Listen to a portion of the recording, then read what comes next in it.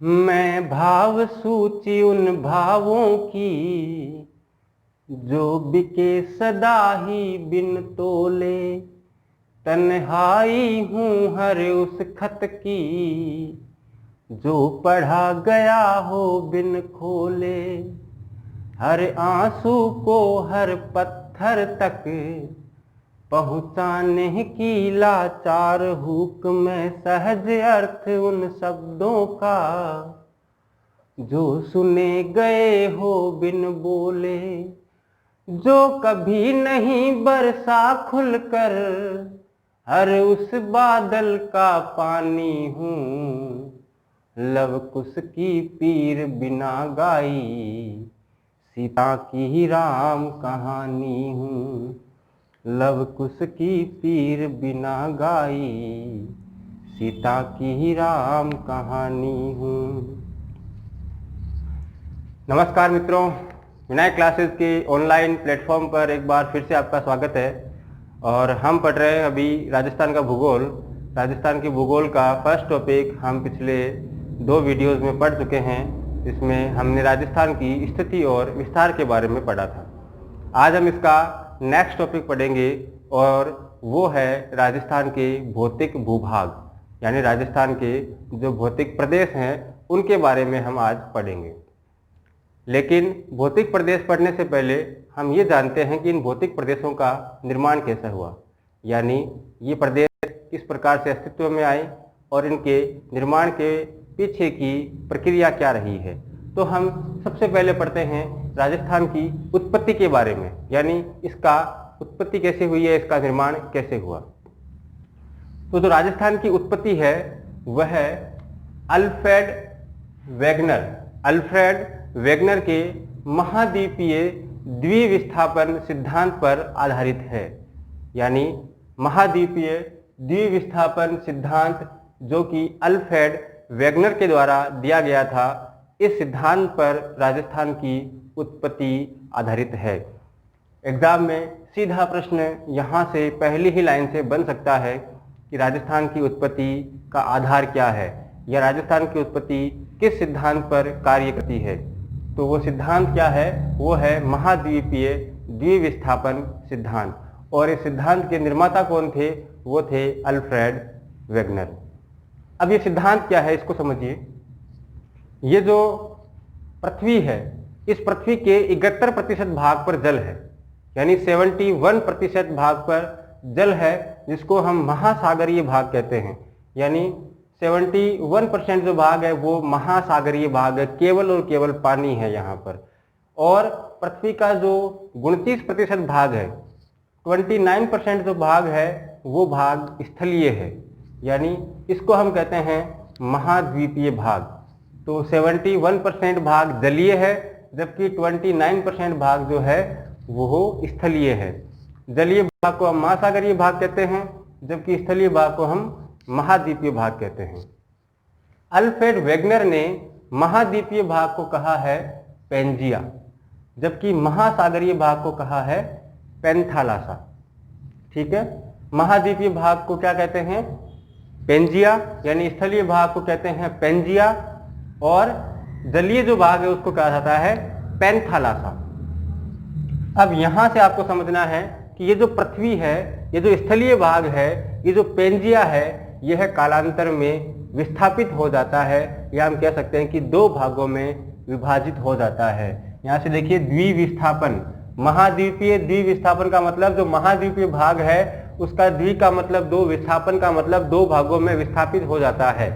और ये जो पेंजिया है ये 2 भागों में विभाजित होकर के 2 नवीन यहाँ पर भागों का निर्माण करता है, और वो है अंगारालैंड और गोंडवानालैंड। यानी पेंजिया का जो उत्तरी भाग है वो तो बन जाता है अंगारालैंड, और इसका जो दक्षिणतम भाग है, दक्षिणी भाग है, वो बन जाता है गोंडवानालैंड। और इन दोनों भागों के बीच में एक जल राशि का निर्माण हो जाता है, एक भूसन्नति का निर्माण हो जाता है, जिसको हम कहते हैं तैथिस सागर।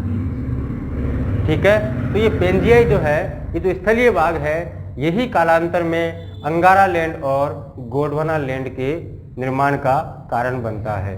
ठीक है, तो ये यहाँ पर, और ये तैथिस सागर क्या है, टेथिस सागर अंगारा लैंड और गोंडवाना लैंड के बीच में एक प्रकार की भूसन्नति है। इसको हम टेथिस सागर के नाम से जानते हैं। अब ये तो ही इसकी उत्पत्ति के बारे में। अब इनमें से राजस्थान का निर्माण कैसे हुआ उसको हम समझते हैं। तो राजस्थान का जो निर्माण हुआ है वो निर्माण होता है दो जगह से, जीटी।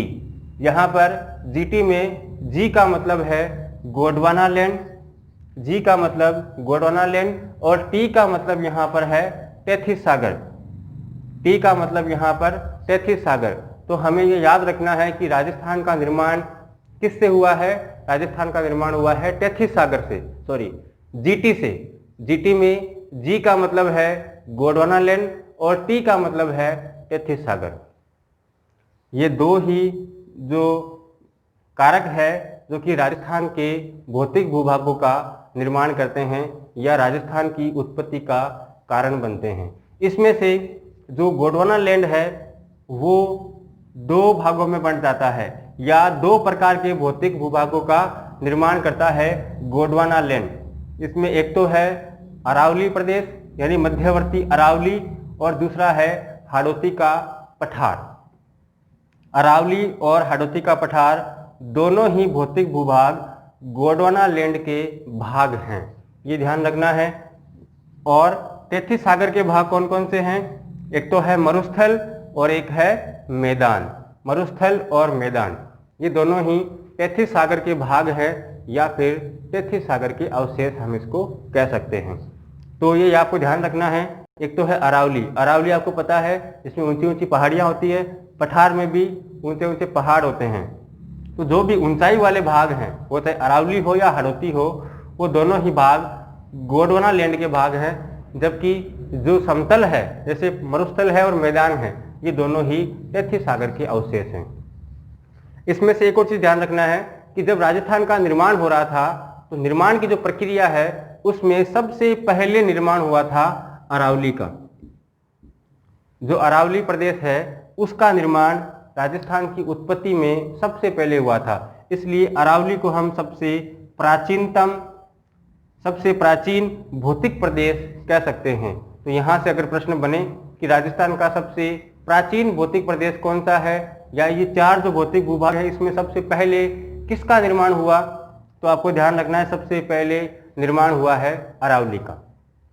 और सबसे बाद में किसका निर्माण हुआ यानी नवीनतम भौतिक प्रदेश कौन सा है, तो वो है अपना मैदान।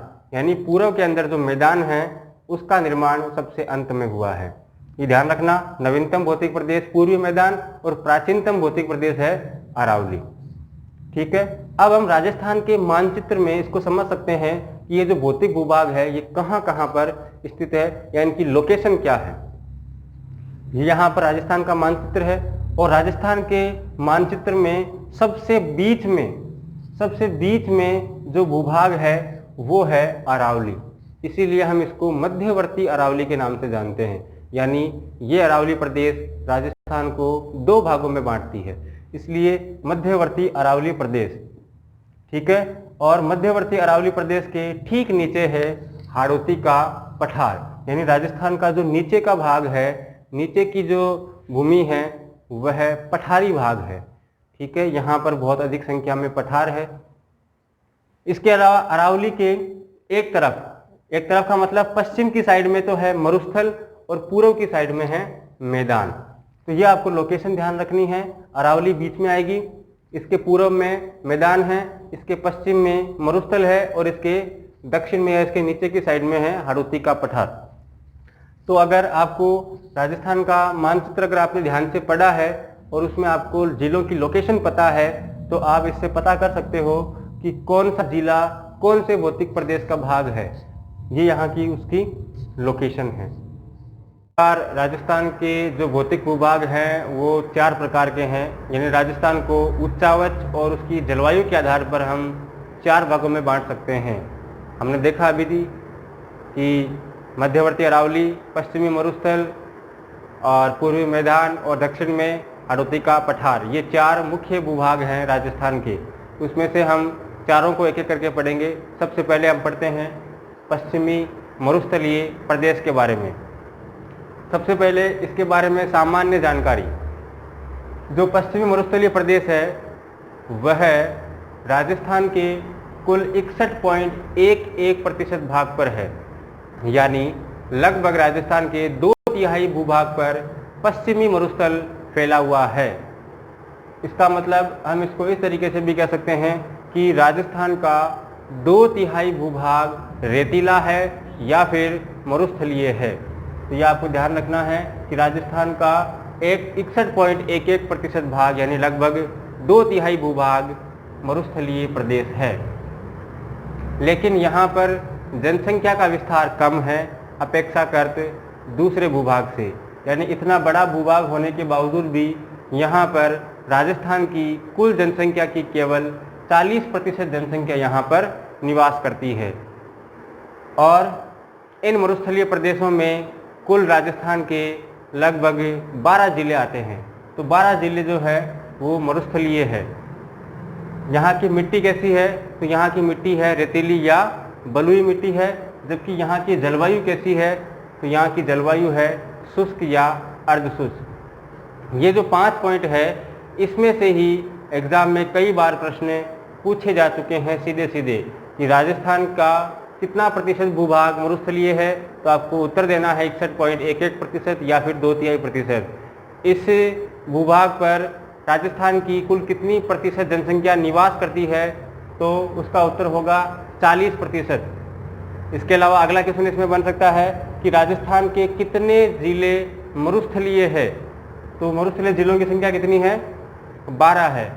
राजस्थान के मरुस्थलीय प्रदेश की मिट्टी कैसी है? मिट्टी यहाँ पर रेतीली या फिर बलुई है। जबकि मरुस्थलीय प्रदेश की जलवायु कैसी है? तो यहाँ की जलवायु है शुष्क व अर्धशुष्क। तो ये जो 5 पॉइंट है ये बेहद इंपॉर्टेंट पॉइंट है, आपको इनको ध्यान में रखना है। इसके बाद देखिए अब हम पढ़ते हैं मरुस्थल को। तो मरुस्थल को अध्ययन की सुविधा की दृष्टि से 2 भागों में बांट सकते हैं। 2 भागों में इसको बांटा गया है, शुष्क मरुस्थल और अर्धशुष्क मरुस्थल। शुष्क मरुस्थल कौन से हैं? मरुस्थल का वह भाग जहां पर 0 सेंटीमीटर से 25 सेंटीमीटर तक वर्षा होती है उस भाग को शुष्क मरुस्थल कहा जाता है। जबकि जहां पर 25 सेंटीमीटर से ज़्यादा लेकिन 50 सेंटीमीटर से कम वर्षा होती है ऐसे भूभाग को अर्धशुष्क मरुस्थल के नाम से जाना जाता है। आपको ये ध्यान होना चाहिए कि राजस्थान का जो मरुस्थलीय भाग है वहाँ पर एवरेज जो वर्षा होती है वो 50 सेंटीमीटर से ज़्यादा नहीं होती है। तो कम से कम 0, अधिक से अधिक 50। इसको हमने 2 भागों में बांट दिया, 0 से 25 तक और 25 से 50 तक। 0 से 25 तक शुष्क मरुस्थल और 25 से 50 तक अर्धशुष्क मरुस्थल। अब शुष्क मरुस्थल को भी यहाँ पर एक बार फिर से 2 भागों में बांट दिया गया है। शुष्क मरुस्थल को 2 भागों में बांट दिया। एक भाग वो है जहाँ पर बालू का स्तूप नहीं है और दूसरा भाग वो है जहाँ पर बालू का स्तूप है। बालू का स्तूप क्या है अभी हम पढ़ेंगे आगे। बालू का स्तूप मुक्त और बालू का स्तूप युक्त, ये 2 भागों में बांटा गया है शुष्क मरुस्थल को। इसमें से 41.5% जो भूभाग है वहाँ पर बालू का स्तूप नहीं है। जबकि 58.5% जो भाग है मरुस्थल का वहाँ पर बालू का स्तूप है। ये ध्यान रखना है। ये प्रतिशत किसका है? ये प्रतिशत है मरुस्थल का। यानी जो मरुस्थलीय प्रदेश है उसके 41.5% भाग पर बालू का स्तूप नहीं है, जबकि 58.5% भाग पर बालू का स्तूप है। अब बालू का स्तूप जो मुक्त भाग है उसका कारण क्या है? यानी यहाँ पर बालू का स्तूप क्यों नहीं है? तो बालू का स्तूप नहीं होने का जो कारण है वो कारण है हम्मादा। हम्मादा क्या है? हम्मादा कहते हैं पथरीला मरुस्थल, यानी ऐसा मरुस्थल जहाँ पर पत्थर हैं, पत्थर बहुत अधिक हैं, वहाँ पर रेत नहीं है या बहुत कम मात्रा में है। ऐसे स्थान पर बालू का स्तूपों का निर्माण नहीं हो पाता है। इसलिए ऐसे भूभाग को कहते हैं हम बालू का स्तूप मुक्त भूभाग या बालू का स्तूप मुक्त मरुस्थल। और इसका कारण क्या है? अगर इसका आपको कारण पूछा जाए तो इसका जो कारण है वो है हम्मादा। यानी हम्मादा के कारण यहाँ पर बालू का स्तूपों का निर्माण नहीं हो पाता है। हम्मादा क्या है? हम्मादा है पथरीला मरुस्थल यानी पथरीले मरुस्थल को यहाँ पर हम्मादा कहा जाता है। इसके अलावा इस हम्मादा का विस्तार कहाँ कहाँ पर है? हम्मादा का जो विस्तार है वो मुख्य रूप से जैसलमेर, बाड़मेर और जोधपुर जिले में है। जैसलमेर, बाड़मेर और जोधपुर जिले में हम्मादा का विस्तार है। इसमें से भी अगर आपको पूछे कि हम्मादा का सर्वाधिक विस्तार कहाँ पर है, तो सर्वाधिक विस्तार यहाँ पर है जैसलमेर के अंदर। इसका सबसे अधिक विस्तार जैसलमेर में है। इसके बाद ये तो हो गया शुष्क मरुस्थल। अभी हम बालू का स्तूपों के बारे में पढ़ेंगे, लेकिन पहले हम बात कर लेते हैं अर्ध शुष्क मरुस्थल की। जिस प्रकार से शुष्क मरुस्थल को 2 भागों में बांटा गया है, उसी प्रकार अर्ध शुष्क मरुस्थल को 4 भागों में बांटा गया है। अध्ययन की सुविधा की दृष्टि से इसको फिर से हमने 4 भागों में बांट दिया। ये देखिए राजस्थान का मानचित्र है, और राजस्थान के मानचित्र में ये मान लीजिए कि मरुस्थल है पूरा ही, ये कंप्लीट मरुस्थलीय भाग है। और इस मरुस्थलीय भाग में ये वाला जो एक हिस्सा है वो हो गया शुष्क मरुस्थल, और बाकी का जो हिस्सा है वो है अर्ध शुष्क मरुस्थल। तो इसको हमने 4 भागों में अगर बांटा है अर्ध शुष्क मरुस्थल को, तो वो कौन कौन से भाग है? एक तो है इसमें लूनी बेसिन, सेकंड है नागौरी उच्च भूमि, थर्ड है शेखावटी अंतः प्रवाह, और फोर्थ यहाँ पर है गग्गर बेसिन। ये 4 भूभाग है। आपको इनके नाम याद रखने की कोई आवश्यकता नहीं है। यहाँ की कुछ कुछ मुख्य जो विशेषताएं हैं केवल आपको वही ध्यान रखनी है। जैसे लूनी बेसिन में आपको ध्यान रखना है गोडवाड़ बेसिन और नेहड़ का रन, ये कहाँ पर है? तो गोडवाड़ बेसिन और नेहड़ का रन ये है जालोर में। और आपको ध्यान रखना है कि ये कहाँ की विशेषता है? ये विशेषता है लूनी बेसिन की। तो ध्यान रखना है गोडवाड़ बेसिन और नेहड़ का रन, गोडवाड़ बेसिन और नेहड़ का रन दोनों ही कहाँ पर है? दोनों ही जालोर में है। और किसकी विशेषता है? ये लूनी बेसिन की। इसके बाद नागौरी उच्च भूमि, नागौरी उच्च भूमि जो इसका दूसरा भाग है, इसकी मुख्य विशेषता यहाँ की क्या है? यहाँ की मुख्य विशेषता है कि यहाँ पर खारे पानी की झीलें सर्वाधिक है। यानी नागौर का जो बेल्ट है या नागौर के आसपास का जो भूभाग है वहाँ पर खारे पानी की झीलें सबसे अधिक पाई जाती है। तो और खारे पानी की झीलें अधिक पाए जाने के कारण यहाँ का पानी खारा है, और इसके कारण यहाँ पर कुब्बड़ पट्टी या बांका पट्टी का निर्माण होता है। कुब्बड़ पट्टी या बांका पट्टी क्या है? कुब्बड़ पट्टी और बांका पट्टी है नागौर और अजमेर के बीच में जो खारे पानी की झीलें हैं उनको कुब्बड़ पट्टी या बांका पट्टी के नाम से जाना जाता है। नागौर और अजमेर के बीच में खारे पानी की झीलों की जो पट्टी बनी हुई है उसको कुब्बड़ पट्टी या बांका पट्टी बोलते हैं। ऐसा क्यों कहते हैं इसको? क्योंकि यहाँ का जो जल है उस जल में बहुत अधिक मात्रा में फ्लोराइड पाया जाता है, और फ्लोराइड होने के कारण यहाँ के जो लोग हैं उनकी हड्डियाँ जो है वो ख़राब हो जाती है बहुत जल्दी, और उसके कारण से उनका जो शरीर है या उनकी जो कमर है वो बहुत अधिक मुड़ जाती है, एक प्रकार से कुब्बड़ की तरह हो जाती है, या हम कह सकते हैं कि बांकी हो जाती है। इसीलिए हम इसको बांका पट्टी के नाम से जानते हैं। ठीक है, ये मुख्य विशेषता आपको ध्यान रखनी है। खारे पानी की झीलें सर्वाधिक कहाँ पर है? नागौरी उच्च भूमि में। और बांका पट्टी क्या है या कुब्बड़ पट्टी क्या है? नागौर से अजमेर तक का भाग। यहाँ पर यहाँ के पानी में सर्वाधिक फ्लोराइड पाया जाता है। उसके बाद है शेखावटी अंतः प्रवाह। शेखावटी अंतः प्रवाह, शेखावटी प्रदेश आप जानते हो, सिक्कर, चूरू और झुंझुनू।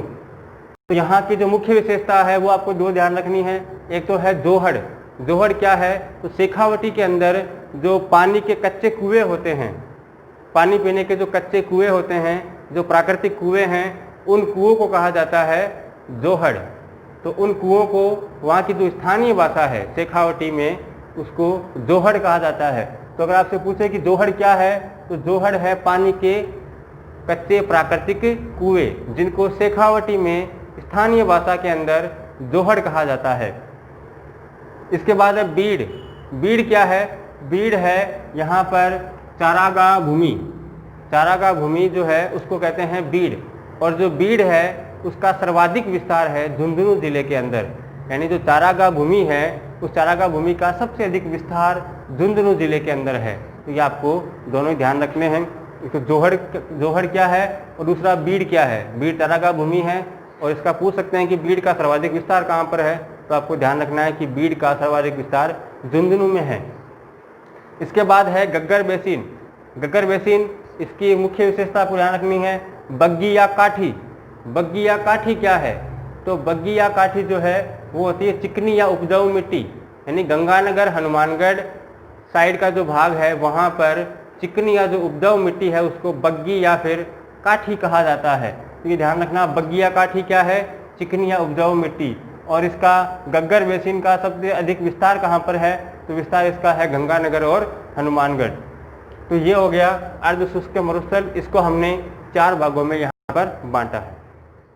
बालू का स्तूप के बारे में, तो बालू का स्तूप में सबसे पहले हम पढ़ते हैं बरखान के बारे में।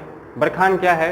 बरखान है अर्धचंद्राकार बालू का स्तूप, यानी अर्धचंद्राकार जो बालू का स्तूप है उसको बरखान के नाम से जाना जाता है। यानी इस प्रकार से इसकी आधा कटा हुआ जो चांद है उसके समान से इसकी आकृति होती है। इस प्रकार का बालू का स्तूप बनता है जिसको हम बरखान कहते हैं। इसका जो सर्वाधिक विस्तार है वो विस्तार है शेखावटी के अंदर। सेकंड है इसमें बालू का स्तूप, उसका नाम है अनुप्रस्थ बालू का स्तूप। ये बालू का स्तूप क्या है?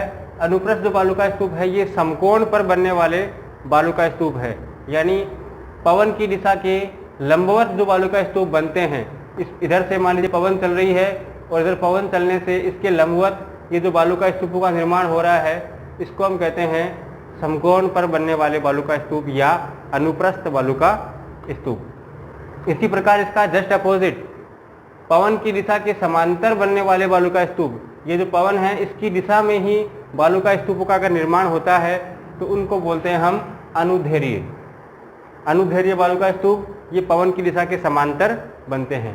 तो अनुप्रस्थ जो बालू का स्तूप है वो तो है समकोण पर बनने वाले बालू का स्तूप, और अनुदैर्घ्य बालू का स्तूप है वो है पवन की दिशा के समांतर बनने वाले बालू का स्तूप। अनुप्रस्थ का सर्वाधिक विस्तार बाड़मेर और जोधपुर जिले में है, जबकि अनुदैर्घ्य बालू का स्तूपों का सर्वाधिक विस्तार जैसलमेर के अंदर है।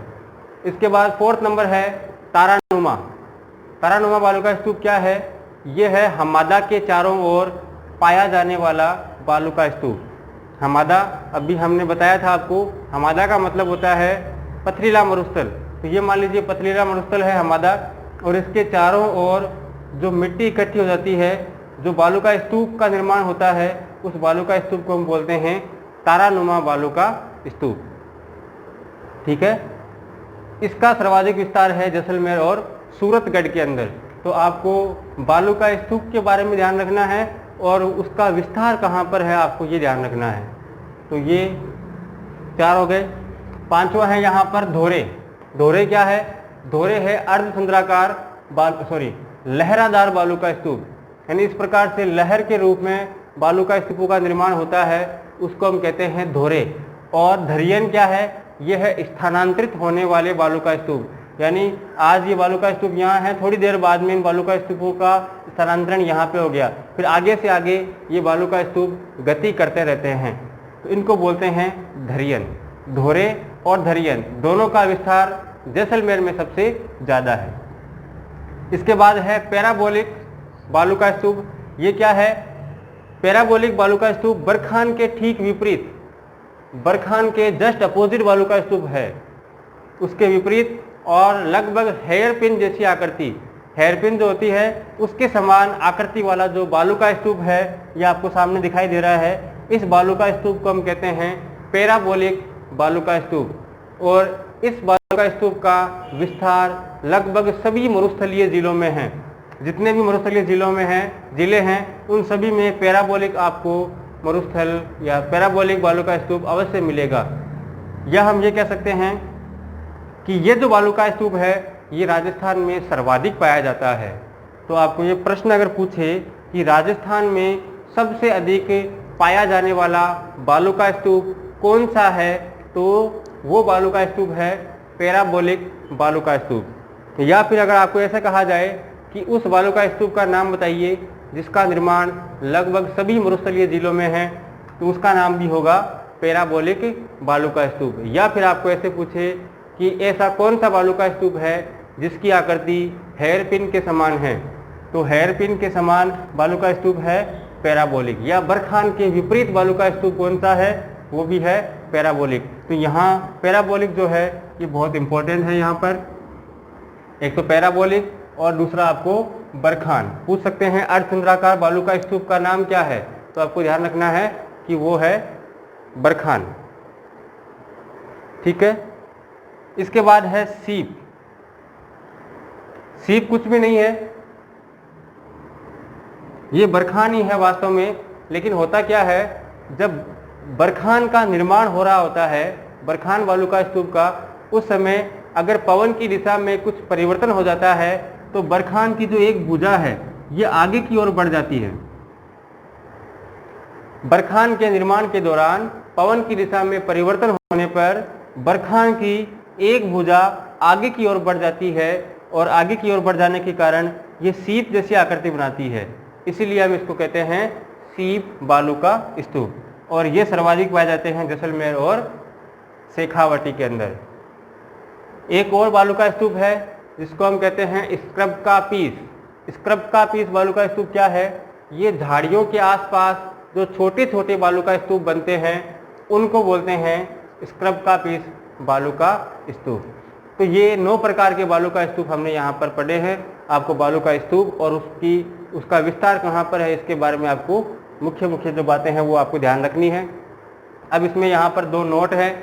नंबर 1, क्वेश्चन यहाँ से अगर पूछा जाए कि सर्वाधिक बालू का स्तूप राजस्थान के कौन से जिले में मिलते हैं, तो सर्वाधिक बालू का स्तूप राजस्थान में मिलते हैं जैसलमेर के अंदर। जैसलमेर के अंदर सर्वाधिक बालू का स्तूप आपको मिलेंगे। लेकिन अगर इसी प्रश्न को ऐसे पूछा जाए कि सभी प्रकार के बालू का स्तूप आपको कौन से जिले में मिलेंगे, तो सभी प्रकार के बालू का स्तूप आपको मिलेंगे जोधपुर जिले में। यानी जोधपुर में ये जितने भी हमने बालू का स्तूप पढ़े हैं, इन सभी बालू का स्तूप जो है ये सभी आपको जोधपुर जिले में मिल जाएंगे। तो ये हो गए आपके बालू का स्तूप। स्थल के बारे में कुछ जो महत्वपूर्ण और बिंदु जहाँ छूट गए हैं। फर्स्ट देखिए, इसमें फर्स्ट बिंदु है इसका खड़ीन या पलाया झीलें। अभी हम मरुस्थल ही पढ़ रहे हैं और मरुस्थल में कुछ महत्वपूर्ण बिंदु है। इसमें पहला है खड़ीन या पलाया झील। ये क्या है, तो जो मरुस्थल होता है उस मरुस्थल के अंदर बरसात के दिनों में जो जल है बरसात का, वह इकट्ठा होकर के अस्थायी झीलों का निर्माण कर लेता है। उन अस्थायी झीलों को हम कहते हैं खड़ीन या पलाया झील। तो अगर एग्जाम में प्रश्न आए कि खड़ीन या पलाया झील क्या है, तो मरुस्थल के अंदर बरसात के दिनों में वर्षा का जल इकट्ठा होकर के और अस्थायी झील का निर्माण कर लेता है। उस अस्थायी झील को हम कहते हैं खड़ीन या पलाया झील। ये जो खड़ीन या पलाया झील है, यहाँ पर कृषि की जाती है पालीवाल ब्राह्मणों के द्वारा। और पालीवाल ब्राह्मणों के द्वारा यहाँ पर जो खेती की जाती है, जो कृषि की जाती है, उस कृषि का नाम भी इस झील के नाम पर खड़ीन कृषि रखा गया है। तो खड़ीन कृषि अगर पूछे आपसे कि किसके द्वारा की जाती है, तो खड़ीन कृषि की जाती है पालीवाल ब्राह्मणों के द्वारा। तो फर्स्ट पॉइंट आपके समझ में आया। खड़ीन या पलाया झील क्या है, ये मरुस्थल में बनी अस्थायी झील है और यहाँ पर खड़ीन कृषि की जाती है पालीवाल ब्राह्मणों के द्वारा। और मुख्य रूप से ये जो कृषि की जाती है, ये की जाती है जैसलमेर के उत्तरी भाग के अंदर। इसका जो सेकंड पॉइंट है वो है रन या टाट। रन या टाट क्या है, तो मरुस्थल के अंदर जो लवणीय या दलदली जो भूमि होती है, जो नम भूमि होती है, उस दलदली भूमि को या लवणीय भूमि को कहा जाता है रन या टाट। ठीक है।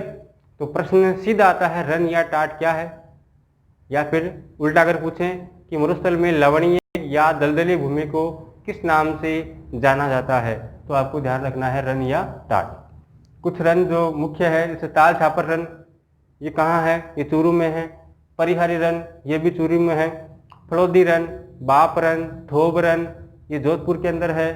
भाकरी रन और पोखरन, ये है जैसलमेर के अंदर।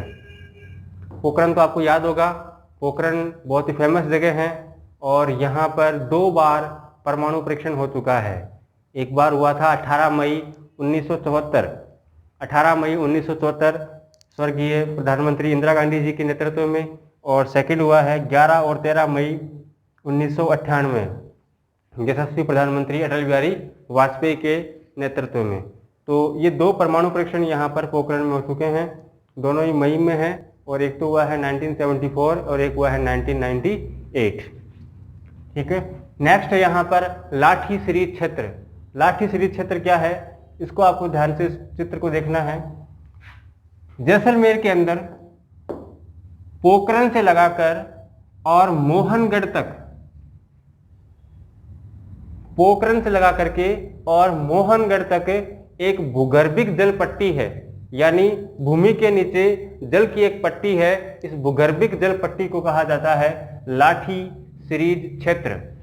भूगर्भिक जल पट्टी, भूगर्भिक जल पट्टी है, यानी जल जो है वो भूमि के अंदर है, भूमि के ऊपर नहीं है। इसलिए हम इस भूगर्भिक जल पट्टी को या लाठी सीरीज क्षेत्र को हम सरस्वती नदी का अवशेष भी कह सकते हैं, क्योंकि सरस्वती नदी अभी लुप्त हो चुकी है।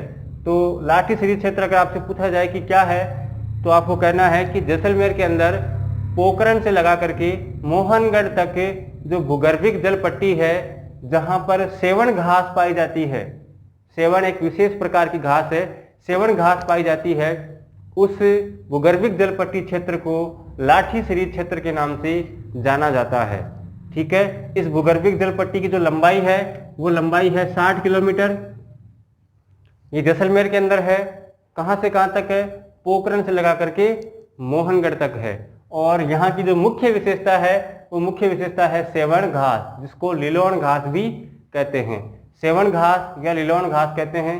ये घास केवल यहीं पाई जाती है और इस घास को गोडावन की सरल स्थली कहा जाता है। यानी सेवन घास को गोडावन जो पक्षी है, जो कि राजस्थान का राज्य पक्षी है, उस पक्षी की जो शरण स्थली है वो हम सेवन घास या लिलोन घास को कहते हैं। तो ये आपको ध्यान रखना है, लाठी सीरीज क्षेत्र या इसको सीधा भूगर्भिक जल पट्टी भी कह सकते हैं।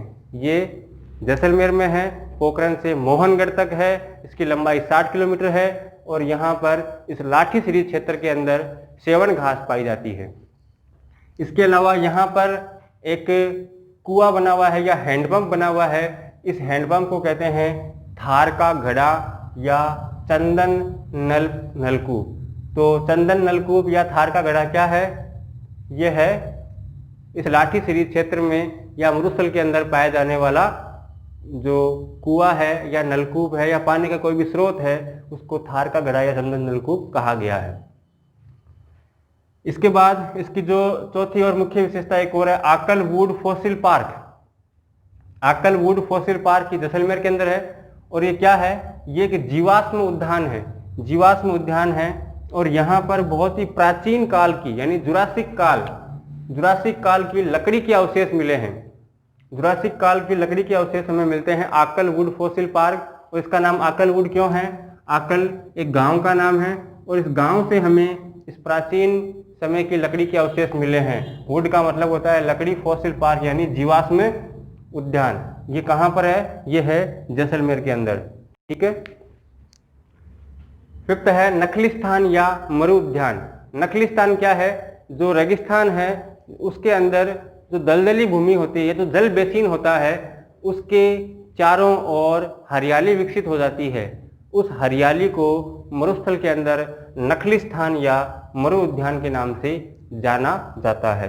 तो दलदली भूमि के चारों ओर हरियाली जो विकसित होती है उसको नखलिस्तान या मरु उद्यान कहा जाता है। अगला इसका पॉइंट है कि डेजर्ट मार्च। डेजर्ट मार्च क्या है, डेजर्ट मार्च का मतलब होता है कि मरुस्थल का विस्तार या मरुस्थल का किसी निश्चित दिशा में आगे बढ़ना, उसको कहा जाता है डेजर्ट मार्च। अब मरुस्थल का विस्तार किस दिशा में होता है या मरुस्थल के आगे बढ़ने की दिशा क्या है, वो आपको ध्यान रखना है। एग्जाम में प्रश्न यहीं से बनता है कि डेजर्ट मार्च या मरुस्थल के आगे बढ़ने की दिशा क्या है। तो दिशा आपको ध्यान रखना है दक्षिण पश्चिम से उत्तर पूर्व की ओर, यानी मरुस्थल जो है उसके आगे बढ़ने की दिशा दक्षिण पश्चिम से उत्तर पूर्व की ओर है। यहाँ से आपको एक चीज और ध्यान रखनी है कि जो मरुस्थल का ढाल है, मरुस्थल का ढाल वो इसके ठीक विपरीत है। मरुस्थल का ढाल है उत्तर पूर्व से दक्षिण पश्चिम की ओर। तो दोनों चीजें आपको एक साथ ध्यान रखनी है, मरुस्थल का ढाल उत्तर पूर्व से दक्षिण पश्चिम और मरुस्थल के आगे बढ़ने की जो दिशा है वो दक्षिण पश्चिम से उत्तर पूर्व की ओर। नेक्स्ट है इसका निर्माण काल, यानी मरुस्थल का निर्माण कब हुआ था, यानी जो भूगर्भिक है, जो भूगोलवेता है, उन्होंने एक टाइम स्केल बनाई है और उस टाइम स्केल से सभी जो भौतिक प्रदेश है उनको अलग अलग टाइम पीरियड के अकॉर्डिंग उनको विभाजित किया है। तो उस अकॉर्डिंग अगर देखा जाए तो मरुस्थल का जो टाइम पीरियड, जो काल है, वो है टर्सरी काल। टर्सरी काल, या इसको हम बोलते हैं तृतीय काल, या इसको हम बोलते हैं प्लीस्टोसीन। तो अगर प्रश्न आपको पूछा जाए कि मरुस्थल का निर्माण काल क्या है या मरुस्थल का निर्माण कौन से काल में हुआ था, तो आपको ध्यान रखना है मरुस्थल का निर्माण टर्शियरी काल या प्लीस्टोसीन काल में हुआ था। ये जो टर्शियरी काल है, इस काल के हमें कुछ अगर अवशेष प्राप्त होते हैं तो वो है पेट्रोलियम, प्राकृतिक गैस और कोयला। यानी आपको पूरे राजस्थान के अंदर कहीं पर भी पेट्रोलियम, प्राकृतिक गैस या कोयला कहीं से भी अगर आपको प्राप्त होता है, इसका मतलब यह है कि ये टर्शियरी काल के अवशेष हैं। पेट्रोलियम, प्राकृतिक गैस और कोयला, ये तीनों ही क्या है? ये तीनों ही प्राकृतिक खनिज हैं। प्राकृतिक नेचुरल मिनरल्स है, प्राकृतिक खनिज है। इसका दूसरा मतलब हम ये भी निकाल सकते हैं कि जो प्राकृतिक खनिज है उसका सर्वाधिक भंडार हमें कहाँ मिलता है? मरुस्थल में मिलता है, क्योंकि मरुस्थल भी इसी काल का अवशेष है। टर्शियरी काल और टर्शियरी काल के अवशेष पेट्रोलियम, प्राकृतिक गैस और कोयला यानी प्राकृतिक खनिज सर्वाधिक कहाँ पाए जाते हैं? सर्वाधिक पाए जाते हैं मरुस्थल के अंदर। ठीक है, तो ये हमने आज भौतिक जो भूभाग है उसका फर्स्ट प्रदेश पढ़ा है, मरुस्थलीय प्रदेश। अगले वीडियो में हम पढ़ेंगे उसकी अरावली और अन्य भौतिक भूभाग के बारे में। तब तक के लिए धन्यवाद।